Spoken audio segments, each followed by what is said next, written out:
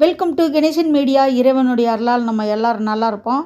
தொடர்ந்து ஆதரவு கொடுத்துட்ருக்கிற எல்லாருக்கும் மனசார நன்றியை தெரிவிச்சுக்கிறப்பா. மறக்காமல் லைக் பண்ணுங்கள், ஷேர் பண்ணுங்கள், சப்ஸ்கிரைப் பண்ணுங்கள், உங்களுடைய கருத்தை பதிவு பண்ணுங்கள். என்னால் முடிஞ்ச நல்ல வீடியோக்கள் தான் நான் போட்டுக்கிட்டு இருக்கேன். அதனால் உங்கள் ஆதரவு கொடுங்க. அப்புறம் இன்றைக்கி என்ன வீடியோ அப்படின்னா, உடம்புல வர்ற பிரச்சனைக்கு முக்கால்வாசி காரணம் உடம்புல இருக்கிற சூடுங்கிறாங்க. அப்போ சூட்டை தணித்து குளிர்ச்சியாக வச்சுக்கிறதுக்கு இந்த பொடியைத்தான் எங்கள் அம்மா அப்பா எல்லாருமே சாப்பிட சொல்லுவாங்க. நான் என்ன பண்ணேன், கடுக்காய் பொடி வாங்கிட்டு வர சொன்னேன். தெரிஞ்சவங்க சொன்னாங்க, வெளிப்பூச்சிக்கு பிரச்சனை இல்லைம்மா, உள்ளே சாப்பிட்றதுக்கு நம்மளே அந்த பொடியை அரைச்சா நல்லதுனாங்க. சில பேர் இந்த நெல்லிக்காய், அப்புறம் சீயக்காய், செம்பருத்தி இலை பொடி நான் கூட வாங்கி வச்சுருக்கேன். அந்த மாதிரி பொடி கூட கடுக்காய் பொடியவும் கொஞ்சம் போட்டு பச்சை பயிறு, வெந்தயம் இதெல்லாம் ஊற வச்சு அரைச்சி தலைக்கு தேய்ப்பாங்க. அப்போ பிரச்சனை இல்லை. உள்ளுக்கு சாப்பிட்றதுக்கு அவங்க தோல் மட்டும் அரைச்சி வச்சுருந்தா பிரச்சனை இல்லை. சில கடையில் தோல் மட்டும் அரைச்சி வச்சுருப்பாங்க. நம்ம வாங்குகிற பொடி அதுதான்னு தெரியாதுல்ல. அதனால நம்மளே கடுக்காய் வாங்கி அந்த தோலை மட்டும் காய வச்சு பொடி பண்ணி வச்சுக்கோங்க. அதுதான் நல்லது. அளவு சின்ன பிள்ளைகளுக்கு பெரியவங்களுக்கு பார்த்து நீங்கள் சாப்பிட்டுக்கோங்கம்மா அப்படின்னு சொன்னாங்க. அதனால் என்ன பண்ணேன், கடுக்காய் வாங்கிட்டு வர சொன்னேன். அது கொஞ்சம் இதுவாக இருந்துச்சு, காய வச்சுட்டேன். 2-3 நாள் நல்லா காய வச்சுட்டேன். அதுக்கப்புறம் அந்த தோலை மட்டும் எடுக்கிறேன், கொட்டையெல்லாம் நீக்கிட்டு. உடனே மிக்சியில் போட்டு அரைக்க முடியாதுன்னு தோணுது. ஏன்னா கொஞ்சம் அந்த பிசுபிசுப்பு தன்மை வளைஞ்சி கொடுக்குது, சடக்குன்னு உடையணும். அதனால் என்ன பண்ணேன், தட்டில் போட்டு வெயிலில் காய வச்சுருவோம். வெயிலில் காயும் போது என்ன ஆகும்னா, அந்த ஒரு மாதிரி பசப்பு தன்மையெல்லாம் கொஞ்சம் இஞ்சிரும். கையில் எடுத்து உடைக்கிற போது சடக்குன்னு உடையணும். ஏன்னா பொடி நல்லா நைஸாக இருந்தால் தான் சாப்பிட முடியும். அதனால் அதை ரெடி பண்ணி வச்சுட்டு, குப்பை மேனி அதை நான் கொதிக்க வச்சும் குடிச்சிக்கிட்டு இருக்கேன்.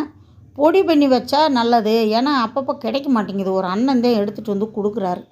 அதனால் என்ன பண்ணேன், முதல்லையே அதை அந்த தனித்தனியாக இலையில் எதுவும் இருக்கா, அந்த பூச்சி ஒரே மாதிரி இருக்கும். இந்த செடியில் ஒரு பூ மாதிரி பூக்குது இல்லைப்பா, அது மாதிரி அந்த பூச்சியும் இருக்கும்.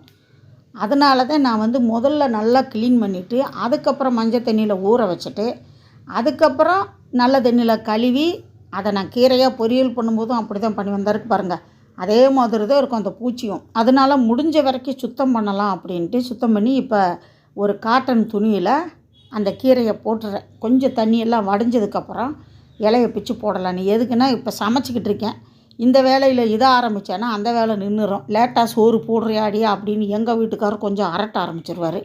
அதனால் வேலை செய்யும்போதே இதை கொஞ்சம் ரெடி பண்ணினேன். உண்மையிலேயே இதை சாப்பிட்ட பிறகு நல்லா இருக்குது. நான் எதுக்கு சாப்பிட்டேன், ஏன் சாப்பிட்டேன் அப்படிங்கிற வீடியோலாம் போடுறேன். ஏன்னா என்பட்ட இன்பம் வையகம் பெருகட்டும் அப்படிங்கிற மாதிரி.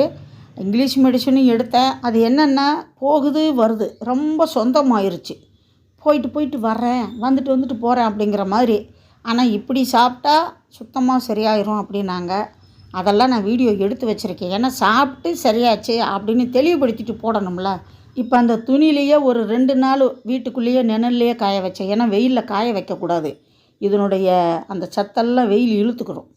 அதனால் நிழல்லையே உளறேன்னா நிழல்லையே காய வச்சுட்டு, அதுக்கப்புறம் கொஞ்ச நேரம் வெயிலில் வைக்கணும். அந்த மொறுமொறுப்பு கொடுக்கணும்ல, பொடி நல்லா நைஸாக வரணும்ல. அதுக்காக இப்போ வீட்டு முன்னாடி பால்கனி இருக்குது, அங்கேயே இதை வச்சு காய வச்சிடறேன். ஏன்னா கொஞ்ச நேரம் காய்ஞ்சா போதும்.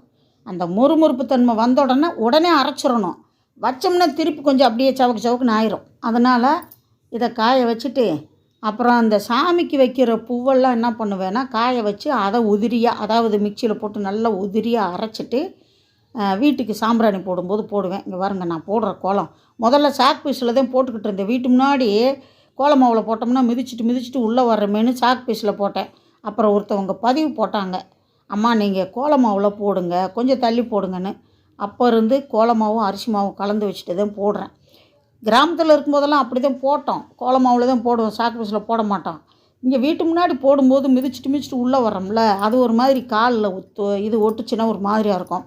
இப்போ பாருங்கள், நல்லா அப்படியே சடக்குன்னு உடையுது. இந்த மாதிரி நேரத்தில் உடனே நம்ம அரைச்சிடணும். அதே மாதிரி இந்த குப்பைமேனி பெரிய கட்டுப்பா, காஞ்சொன்னும் கொஞ்சமாயிருச்சு. அதனால தான் 1/4 டீஸ்பூன் சாப்பிட்டா போதும் அப்படிங்கிறாங்க. ஏன்னா கீரையாக இருக்கும்போது நிறையா இருக்கும். இப்போ இது பூரா என்னென்னா, நம்ம சாமிக்கு வைக்கிற பூ தான். அதாவது துளசி, அப்புறம் இந்த ரோஸு, நிறைய பூ, வாசனை பூ, சாமந்தி எடுக்க மாட்டேன். சாமந்தி கூட போடலாம்னு சொன்னாங்க. அப்புறம் வந்து ரோஸு தான் ரொம்ப இந்த பூ அது என்னது மருகுன்னு சொல்லுவோம், மறிக்குழுந்து, அது எல்லாத்தையும் எடுத்து வச்சுருவேன். போட்டு கவரில் போட்டு கொஞ்ச நாள் கழித்து மொத்தமாக வெயிலில் காய வச்சு மிக்சியில் போட்டு அரைச்சி சாம்பிராணி போடும்போது போட்டுருவேன். நல்லா வாசனையாக இருக்கும். அது கூட வேப்ப இலை போடுவேன். இன்னும் நல்லது, கொசு வராது. பயந்துட்டு ஓடி போயிடும், வாயெல்லாம் கசக்குதுன்னு கொசு ஓடி போயிடும். இப்போ நான் வந்து குப்பைமேனியை நான் அரைக்கிறேன். சூப்பராக இருந்துச்சுப்பா. அதாவது பச்சை பசேர்னு நீங்கள் பாருங்களேன், பச்சை பசேர்னு இருந்துச்சு. கடையில் வாங்குறது இப்படி இல்லைப்பா. கடையில் வாங்கினேன் நான். அப்போ எனக்கு என்ன தோணுச்சுன்னா, நம்ம இவ்வளோ சுத்தமாக செய்கிறோம், சாப்பிட்றதுக்கு கொஞ்சம் நிம்மதியாக இருக்குது. கடையில் அவங்க வாங்கிட்டு வந்து கழுவுனாங்களா, செஞ்சாங்களா, எப்படி பண்ணாங்கன்னு தெரியாது. பொடி வேறு கொஞ்சம் வெள்ளையாக இருக்கிற மாதிரி இருக்குது, இந்த மாதிரி பச்சையாக இல்லை. அதனால தான் குப்பைமேனி பொடியவும் இப்படி செஞ்சு வைக்கிறேன். முதல்ல ஒரு வாட்டி செஞ்சு இந்த மாதிரி சாப்பிட்டேன். தேனில் கலந்து சாப்பிட்லாம், கொதிக்க வச்சு கஷாயம் மாதிரியும் சாப்பிட்லாம். அதாவது 1 டம்ளர் தண்ணி 1/2 டீஸ்பூன் போட்டு கொதிக்க வச்சு சாப்பிட்லாம். இப்போ கடுக்காயவும் நான் அரைக்கிறேன். நல்லா காஞ்சிருச்சு. நான் ஜலிச்சு கூட வைக்கலை, ஏன்னா நல்லா அரைப்பட்டுருச்சு. காஞ்சதுக்கு அதுக்கும் நல்லா நைஸாக அரைச்சிருச்சு. இதை வந்து என்ன பண்ணணும்னா, முக்கியமாக காற்று போகாத டப்பாவில் போட்டு மூடி வைக்கணும்ப்பா. நான் பாட்டிலில் தான் போடலான்னு பார்த்தேன். அதை விட இந்த டப்பா, இது டப்பர்வேர், கொஞ்சம் நல்லா டைட்டாக பிடிச்சிக்கிறோம். இதில் போட்டு வச்சிடலாம் அப்படின்னு. இப்போ இந்த கடுக்காய் பொடியை வந்து நைட்டில் 1/4 டீஸ்பூனு பாலில் கலந்தோ இல்லை சுடுதண்ணியில் கலந்து சாப்பிட்லாம். இல்லை தேனில் கலந்து சாப்பிட்டு கூட சுடுதண்ணி குடிச்சிக்கிறலாம். பிள்ளைகளுக்கும் கொடுக்கலாம், ரொம்ப நல்லது. முக்கியமாக ஆண்களுக்கு நல்லதுப்பா. இந்த உட்காந்தே வேலை பார்க்குறாங்கள்ல, அவங்களுக்கெல்லாம் இதை சாப்பிட்டாங்கன்னா சூடு அவங்கள தொந்தரவு பண்ணாது, உடம்புக்கு நல்லது. எனக்கு உட்காந்து தைக்கிறதுனால தான் உடம்பு சூடு. நானும் இதை சாப்பிடுவேன். சில நேரம் என்ன பண்ணுவேன், அரைக்காமையே தோலை போட்டு கொதிக்க வச்சு அந்த தண்ணியை குடிப்பேன். இப்போ இது வந்து இப்போ எடுக்கிறேன் பாருங்கள், அந்த அளவு சாப்பிட்டா போதும், அதுக்கு மேலே சாப்பிட வேண்டாம். ஏன்னா எல்லாத்துக்குமே ஒரு அளவு தான், அளவுக்கு மீறினா அமிர்தமும் நஞ்சுங்கிற மாதிரி. இப்போ 2ஐயும் போட்டு வச்சுட்டேன். கடுக்காய் பொடி மட்டும் நாராயணனுக்கு நைட்டு ஒரு 1/4 டீஸ்பூன் கொடுப்பேன். குப்பைமேனி பொடி கூட சில கடைகளில் சுத்தம் பண்ணி வச்சுருப்பாங்க, நம்ம அதைத்தான் வாங்குறோமான்னு தெரியாதுல்ல. அதனால தான் நம்மளே தயார் பண்ணிக்கலான்னு வச்சேன். வீடியோ பிடிச்சிருக்குன்னு நினைக்கிறேன். முழுசாக வீடியோ பார்த்ததுக்கு ரொம்ப நன்றியை தெரிவிச்சுக்கிறேன்ப்பா. அடுத்த வீடியோவில் சந்திக்கலாம். அதுவரை பாய்ப்பா.